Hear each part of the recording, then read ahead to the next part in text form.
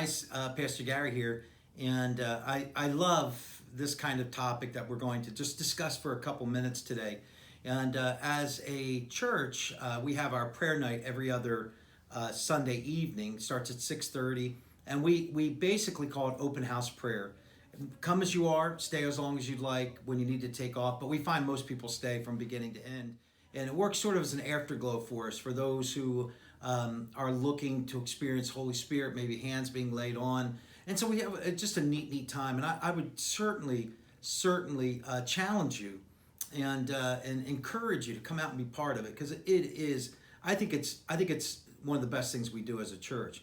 Now, along with that, this particular week, speaking about our petri dish of experimenting, we're going to do, once again, an agape meal, we call it. Some call it a love feast. You know, the word agape, agapeo, the Greek word, one of the words for love. And of course, it's got more to do with that beautiful selfless love, selflessness. In fact, the early church, as the world looked at the early church developing, you know, you're talking in the times when the apostles were really entrenched in doing what they were doing. And even in the times of the early church under the church fathers, you know, those who would have come after the disciples, they loved one another in such a way that was so radical that the world around them didn't really know what. And so the Greek word that was sort of coined was agapeo, agape. It was this selfless divine act that they were perpetrating on one another. Jesus would say, it's by your agapeo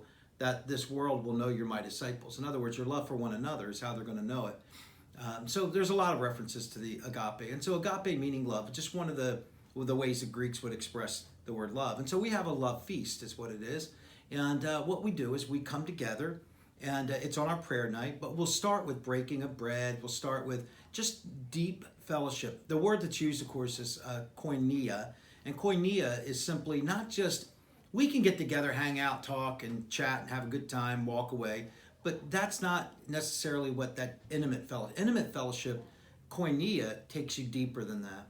It's where as brothers and sisters we come together and we have relationship, meaning there's truth being spoken, challenge being spoken, love being demonstrated, because unity is the desire.